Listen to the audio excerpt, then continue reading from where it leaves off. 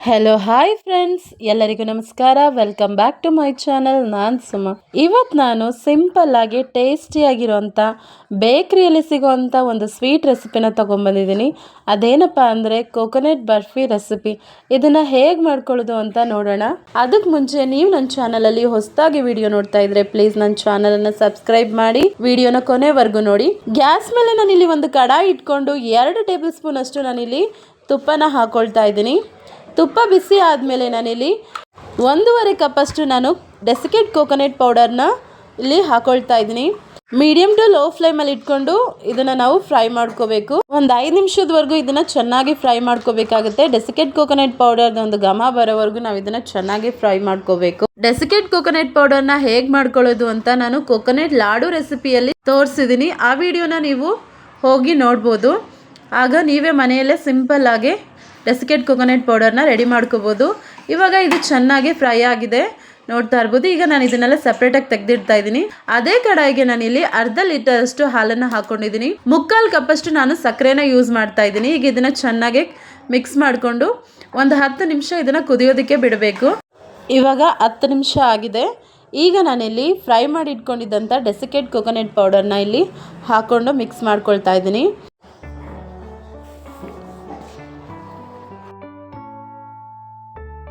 ನಂತರ ನಾನಿಲ್ಲಿ 1/4 tea spoon ಅಷ್ಟು ಏಲಕ್ಕಿ ಪೌಡರ್ನ ಹಾಕಿ ಚೆನ್ನಾಗಿ ಮಿಕ್ಸ್ ಮಾಡ್ಕೊಳ್ತಾ ಇದ್ದೀನಿ. ಹಾಲು ಪೂರ್ತಿಯಾಗಿ ಡ್ರೈ ಆಗೋವರೆಗೂ ನಾವಿಲ್ಲಿ ಇದನ್ನು ಬಾಯ್ಲ್ ಮಾಡ್ಕೋಬೇಕಾಗುತ್ತೆ. ನಂತರ ನಾನಿಲ್ಲಿ 50 ಗ್ರಾಮ್ ಅಷ್ಟು ಕೋವನ್ನ ಆ್ಯಡ್ ಮಾಡ್ತಾ ಇದ್ದೀನಿ. ಗಂಟು ಇಲ್ಲದೆ ಇರೋ ರೀತಿಯಲ್ಲಿ ಇದನ್ನು ಚೆನ್ನಾಗಿ ಮಿಕ್ಸ್ ಮಾಡ್ಕೋಬೇಕು.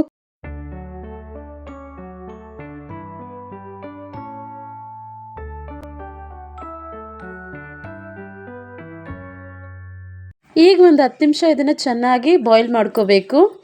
ಪೂರ್ತಿ ಹಾಲೆಲ್ಲ ಡ್ರೈ ಆಗೋವರೆಗೂ ನಾವು ಇದನ್ನು ಬಾಯ್ಲ್ ಮಾಡ್ಕೋಬೇಕಾಗುತ್ತೆ. ಈಗ ನಾನಿಲ್ಲಿ 1/4 ಟೀ ಸ್ಪೂನ್ ಅಷ್ಟು ಯೆಲ್ಲೋ ಫುಡ್ ಕಲರ್ನ ಸೇರಿಸ್ತಾ ಇದ್ದೀನಿ. ಫುಡ್ ಕಲರ್ ಬೇಡ ಅಂದರೆ ನೀವು ಇಲ್ಲಿ ಸ್ಕಿಪ್ ಮಾಡ್ಕೋಬೋದು. ಈಗ ನಾನಿಲ್ಲಿ ಚೆನ್ನಾಗಿ ಮಿಕ್ಸ್ ಮಾಡ್ಕೊಳ್ತಾ ಇದ್ದೀನಿ. ಹಾಲು ಪೂರ್ತಿಯಾಗಿ ಡ್ರೈ ಆಗಿ ತವ ಬಿಟ್ಟು ಬರೋವರೆಗೂ ನಾವು ಇದನ್ನು ಬಾಯ್ಲ್ ಮಾಡ್ಕೋಬೇಕಾಗುತ್ತೆ. ಈಗ ನೋಡ್ತಾ ಇರ್ಬೋದು ಗಟ್ಟಿ ಆಗ್ತಾ ಇದೆ. ಈ ಸಮಯದಲ್ಲಿ ನಾವು ಗ್ಯಾಸ್ ಫ್ಲೇಮನ್ನು ಲೋ ಅಲ್ಲಿ ಇಟ್ಕೊಂಡು ಇದನ್ನು ಬಾಯ್ಲ್ ಮಾಡಬೇಕಾಗುತ್ತೆ, ಇಲ್ಲಾಂದರೆ ತಳ ಹಿಡಿಯೋ ಚಾನ್ಸಸ್ ಇರುತ್ತೆ. ಹಾಗಾಗಿ ಈಗ ಇನ್ನೊಂದು 5 ನಿಮಿಷ ಇದನ್ನು ನಾನು ಚೆನ್ನಾಗಿ ಬಾಯ್ಲ್ ಮಾಡ್ಕೊಳ್ತೀನಿ. ಪೂರ್ತಿಯಾಗಿ ಹಾಲೆಲ್ಲ ಡ್ರೈ ಆಗಬೇಕು. ಇನ್ನೂ ಇದರಲ್ಲಿ ಸ್ವಲ್ಪ ಹಾಲಿನಂಶ ಇದೆ. ನಾನು ಈ ರೆಸಿಪಿಗೆ ಯೂಸ್ ಮಾಡಿದಂಥ ಕೋವಾ ಮನೆಯಲ್ಲೇ ಮಾಡಿದ್ದು. ಇನ್ಸ್ಟೆಂಟಾಗಿ 10 ನಿಮಿಷದಲ್ಲಿ ನಾವೇ ಮನೆಯಲ್ಲೇ ರೆಡಿ ಮಾಡ್ಕೋಬೋದು.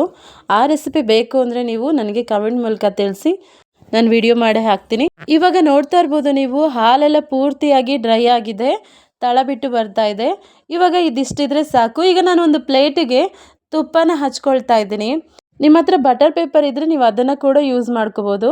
ಈಗ ನಾನೀಗ ರೆಡಿ ಮಾಡಿ ಇಟ್ಕೊಂಡಿದ್ದಂಥ ಬರ್ಫಿ ಮಿಶ್ರಣ ಏನಿದೆ ಅದನ್ನು ನಾನಿಲ್ಲಿ ತಟ್ಟೆಗೆ ಹಾಕೊಳ್ತಾ ಇದ್ದೀನಿ. ಈಗ ನಾನು ಸ್ಪ್ಯಾಚುಲಾ ಸಹಾಯದಿಂದ ಇದನ್ನೆಲ್ಲ ಚೆನ್ನಾಗಿ ಸ್ಪ್ರೆಡ್ ಮಾಡ್ಕೊಳ್ತಾ ಇದ್ದೀನಿ. ನೋಡ್ತಾ ಇರ್ಬೋದು, ಬಿಸಿಲಿರುವಾಗ ಇದನ್ನು ಈ ರೀತಿಯಾಗಿ ಮಾಡೋದ್ರಿಂದ ಬೇಗ ಸೆಟ್ ಆಗುತ್ತದು. ಈಗ ನಾನು ಇದರ ಮೇಲೆ ಚಿಕ್ಕ ಚಿಕ್ಕದಾಗಿ ಕಟ್ ಮಾಡಿರೋವಂಥ ಪಿಸ್ತಾನ ನಾನು ಹಾಕ್ಕೊಳ್ತಾ ಇದ್ದೀನಿ. ನೀವು ಬೇಕಿದ್ರೆ ಬಾದಾಮ್ ಕೂಡ ಯೂಸ್ ಮಾಡ್ಕೋಬೋದು. ನಂತರ ಇದನ್ನು ನಾವು 10 ನಿಮಿಷದವರೆಗೂ ಇದನ್ನು ತಣ್ಣಗಾಗೋಗಿ ಬಿಡಬೇಕು. ನಾನಿಲ್ಲಿ ಫ್ರಿಜ್ಜಲ್ಲಿ ಇಡ್ತಾ ಇದ್ದೀನಿ 10 ನಿಮಿಷದವರೆಗೂ. ಈಗ ನೋಡ್ತಾ ಇರ್ಬೋದು 10 ನಿಮಿಷ ಆಗಿದೆ, ಪೂರ್ತಿಯಾಗಿ ಇದು ಸೆಟ್ ಆಗಿದೆ. ಈಗ ನಾನಿಲ್ಲಿ ಚಾಕುವಿನ ಸಹಾಯದಿಂದ ಇದನ್ನು ಕಟ್ ಮಾಡ್ಕೊಳ್ತಾ ಇದ್ದೀನಿ. ಯಾವ ಶೇಪ್ ಬೇಕು ಅದನ್ನು ನೀವು ಕಟ್ ಮಾಡ್ಕೋಬೋದು. ನಾನಿಲ್ಲಿ ಡೈಮಂಡ್ ಶೇಪ್ ಕಟ್ ಮಾಡ್ಕೊಳ್ತಾ ಇದ್ದೀನಿ. ಮನೆಯಲ್ಲೇ ನಾವೇ ಬೇಕರಿಯಲ್ಲಿ ಸಿಗುವಂಥ ಸ್ವೀಟ್ ರೆಸಿಪಿನ ಸಿಂಪಲ್ ಆಗಿ ಒಂದು 10-15 ನಿಮಿಷದಲ್ಲಿ ರೆಡಿ ಮಾಡ್ಕೋಬಹುದು. ಈಗ ನೋಡ್ತಾ ಇರ್ಬೋದು ಬರ್ಫಿ ಎಷ್ಟು ಚೆನ್ನಾಗಿ ಬಂದಿದೆ ಅಂತ. ಟೇಸ್ಟ್ ಕೂಡ ಅಷ್ಟೇ ತುಂಬಾ ಚೆನ್ನಾಗಿತ್ತು. ಈ ರೆಸಿಪಿ ನಿಮ್ಗೆ ಇಷ್ಟ ಆಗಿದ್ರೆ ಮನೆಯಲ್ಲಿ ಟ್ರೈ ಮಾಡಿ ಹೇಗೆ ಬಂತು ಅಂತ ನನಗೆ ಕಮೆಂಟ್ ಮೂಲಕ ತಿಳಿಸಿ. ಇದೇ ತರ ಡಿಫ್ರೆಂಟ್ ಆಗಿರುವಂಥ ರೆಸಿಪಿಗಳಿಗಾಗಿ ARS ಕಿಚನ್ ಚಾನಲನ್ನು ಸಬ್ಸ್ಕ್ರೈಬ್ ಮಾಡ್ಕೊಳ್ಳಿ. ಪಕ್ಕದಲ್ಲಿರುವಂಥ ಬೆಲ್ಲೈಕನ್ನ ಪ್ರೆಸ್ ಮಾಡಿ. ಆಗ ನಾನು ಹಾಕುವಂಥ ಹೊಸ ವಿಡಿಯೋಗಳ ನೋಟಿಫಿಕೇಶನ್ ನಿಮಗೆ ಮೊದಲೇ ಬಂದು ಸೇರುತ್ತೆ. ವಿಡಿಯೋ ನೋಡಿದ್ದಕ್ಕಾಗಿ ನಿಮ್ಮೆಲ್ಲರಿಗೂ ಧನ್ಯವಾದಗಳು.